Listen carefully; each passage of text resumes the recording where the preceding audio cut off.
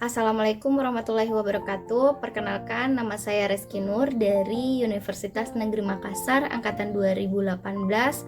Pada kesempatan hari ini saya akan mencoba menjelaskan ke teman-teman terkait proposal penelitian tindakan kelas yang sudah saya buat. Selamat menyaksikan. Oke, baik. Jadi proposal penelitian tindakan kelas saya berjudul meningkatkan minat belajar sosiologi menggunakan metode diskusi pada siswa kelas 10 SMA Negeri 3 Takalar tahun ajaran 2021-2022.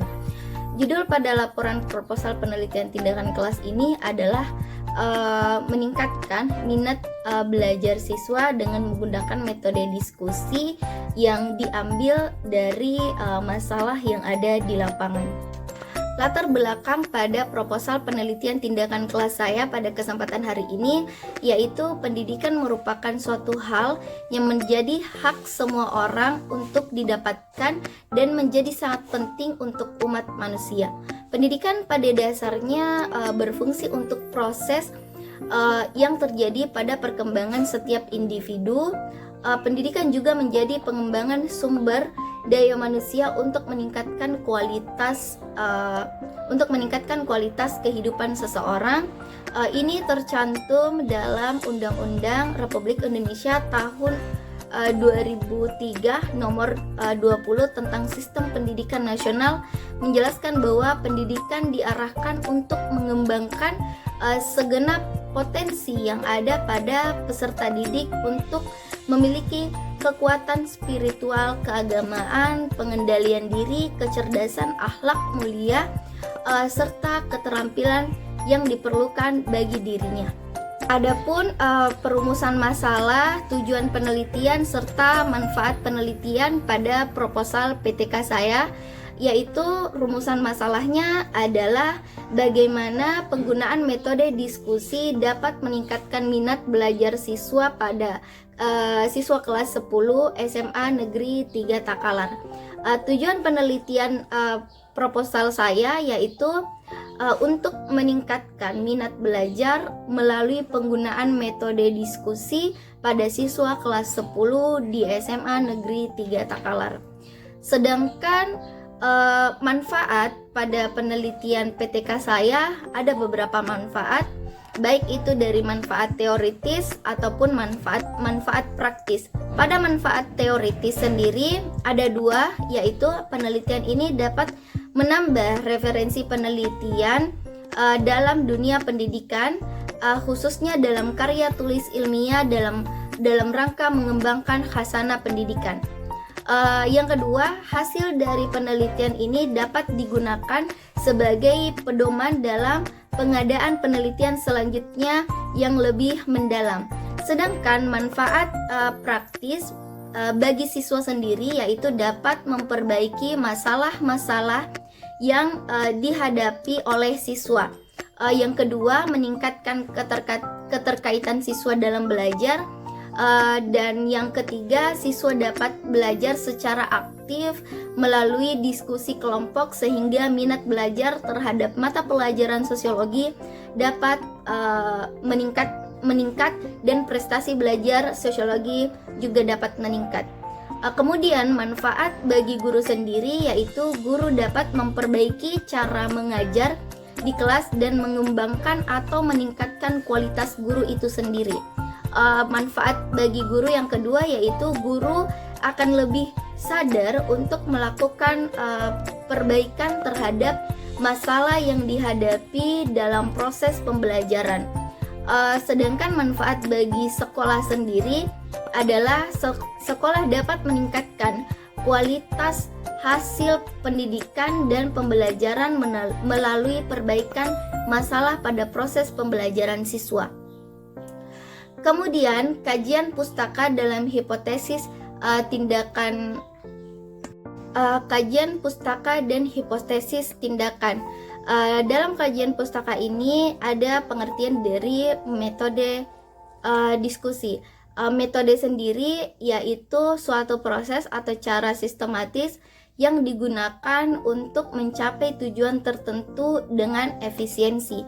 Sedangkan pengertian diskusi sendiri adalah perundingan atau pertukaran pemikiran untuk memperoleh pemahaman mengenai penyebab suatu masalah dan solusi dari penyebab masalah tersebut.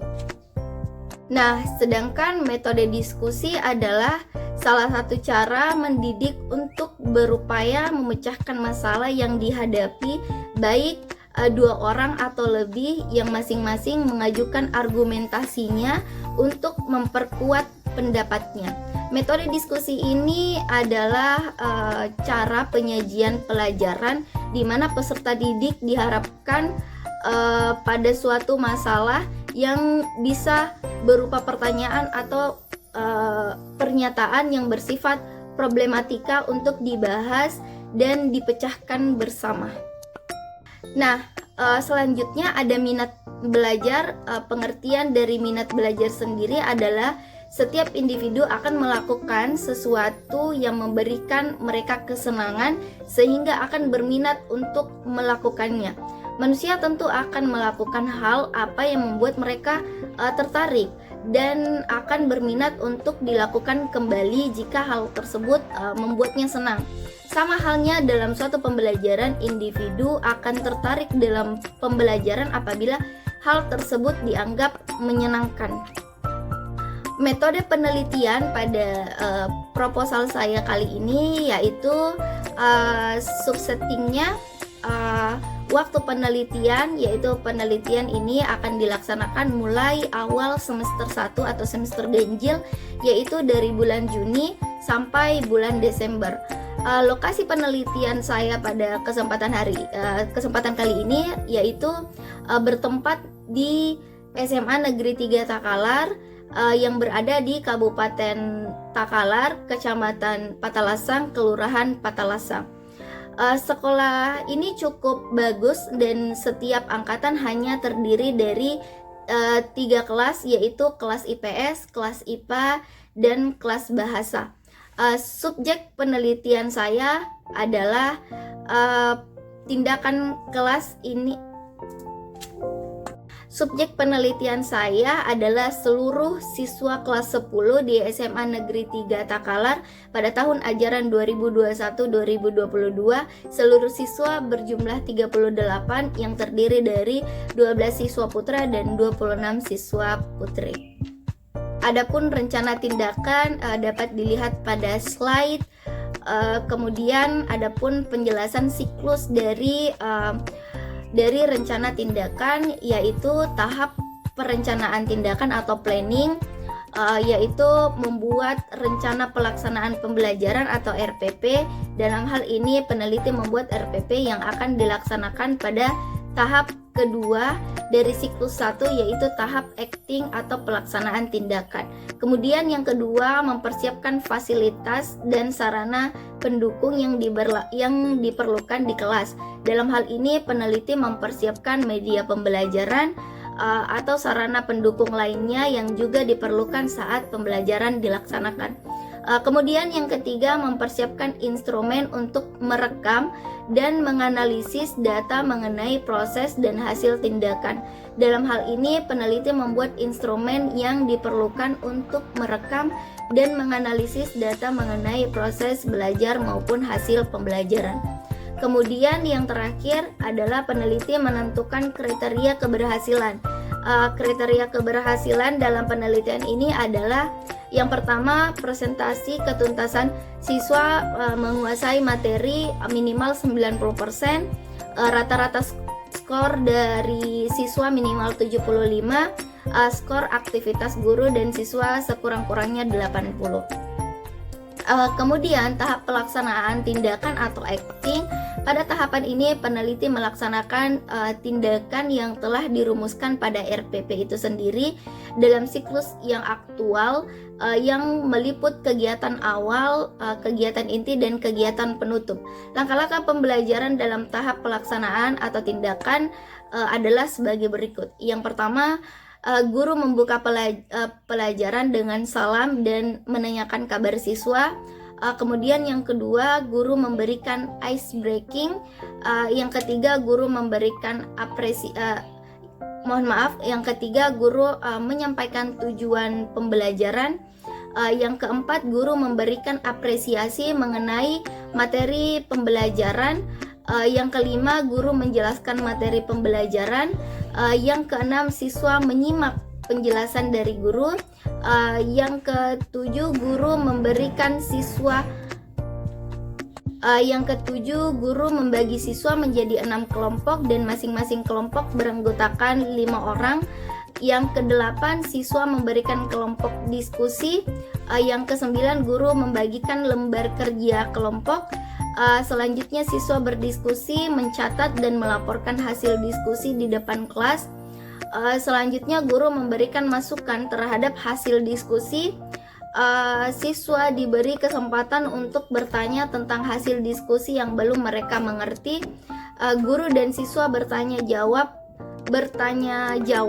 tentang materi yang telah dipelajari.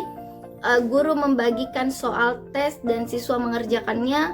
Guru dan siswa bersama-sama membuat kesimpulan dari hasil pembelajaran pada materi sosiologi. Guru melakukan refleksi, menutup pembelajaran dengan hamdalah dan mengucapkan salam. Kemudian tahapan pengamatan atau observing ada 3 bagian. Yang pertama, hasil tes siswa tentang sosiologi. Data ini diperoleh dengan cara melakukan evaluasi menggunakan tes tulis yang dikembangkan pada tahap rencana dan diselesaikan siswa setelah akhir tindakan. Selanjutnya, tahap pengamatan atau observing ada 3 bagian. Yang pertama, hasil tes siswa tentang sosiologi. Data ini diperoleh dengan cara melakukan evaluasi menggunakan tes tulis yang dikembangkan pada tahap rencana dan diselesaikan siswa setelah akhir tindakan. Kemudian yang kedua, data aktivitas guru selama pembelajaran. Data ini diperoleh dari hasil pengamatan peneliti menggunakan lembar observasi aktivitas guru. Dan yang terakhir, data aktivitas siswa selama pembelajaran. Data ini diperoleh dari hasil pengamatan peneliti menggunakan lembar observasi siswa. Kemudian tahap selanjutnya yaitu tahap refleksi atau biasa dikatakan refleksi. Kemudian tahap selanjutnya yaitu tahap refleksi. Pada tahapan ini yang harus dilaksanakan peneliti adalah yang pertama, mencatat hasil observasi. Kemudian yang kedua, mengevaluasi hasil observasi. Yang ketiga, menganalisis hasil pembelajaran. Dan yang terakhir, menentukan kelemahan yang terjadi selama penerapan metode diskusi untuk dijadikan bahan penyusunan rencana siklus berikutnya. Kemudian pada siklus kedua terdapat perencanaan atau planning. Ada 2 bagian, yaitu membuat rencana pelaksanaan pembelajaran atau RPP, dan yang kedua mengembangkan program tindakan pada siklus 1. Lanjut ke siklus berikutnya yaitu tindakan acting. Melaksanakan pembelajaran sosiologi dengan menggunakan metode diskusi sesuai rencana pelaksanaan pembelajaran RPP hasil refleksi diskusi 1, yaitu langkah-langkahnya sebagai berikut.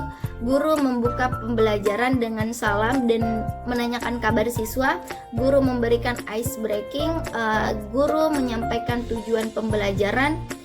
Guru memberikan apresiasi mengenai materi pembelajaran. Guru menjelaskan materi pembelajaran. Siswa menyimak penjelasan dari guru.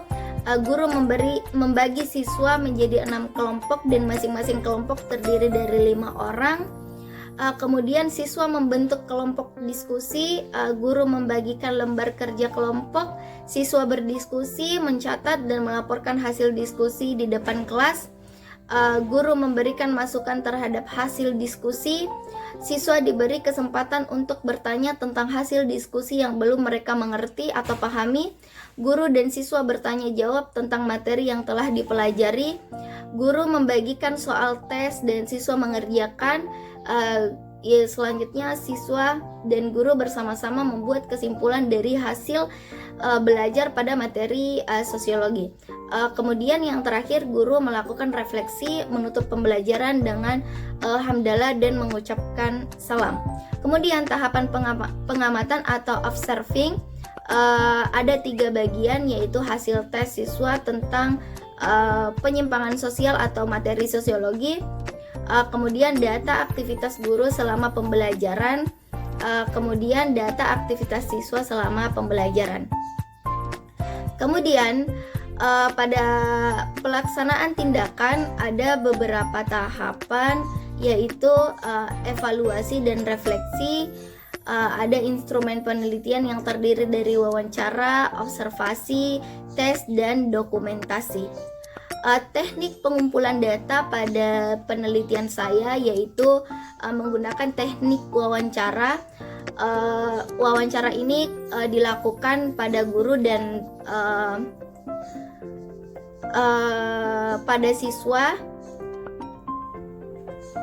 Kemudian teknik pengumpulan data. Teknik pengumpulan data yang saya gunakan pada penelitian kali ini yaitu menggunakan teknik wawancara yang akan saya terapkan pada guru sebelum melakukan tindakan. Nah, ada beberapa pertanyaan yang nanti saya akan lontarkan kepada guru bersangkutan. Ada 8. Kemudian setelah melakukan tindakan ada 4 pertanyaan yang akan saya lontarkan. Nah, kemudian pada siswa sendiri saya juga akan melakukan sebuah wawancara, dan di sini ada 4 pertanyaan yang akan saya lontarkan kepada siswa sebelum melakukan tindakan. Nah, di sini ada observasi atau aktivitas guru yang bisa kalian perhatikan. Ada 15 bagian dan ada beberapa yang harus kita perhatikan seperti pengelolaan waktu belajar, suasana kelas. Kemudian pada aktivitas siswa juga ada beberapa yang harus kita perhatikan. Yang pertama, persiapan siswa, pelaksanaan, kemudian kita lanjut pada dokumentasi. Dokumentasi ini sangat penting. Kenapa? Karena teknik dokumentasi dilakukan peneliti, yaitu bertujuan untuk memudahkan guru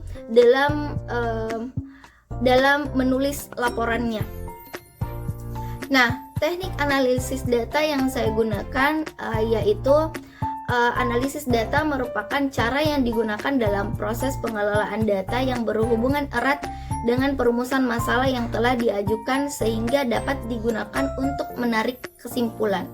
Dalam pelaksanaan penelitian tindakan kelas, ada 2 jenis data yang dapat dikumpulkan oleh peneliti, yaitu data kualitatif dan data kuantitatif.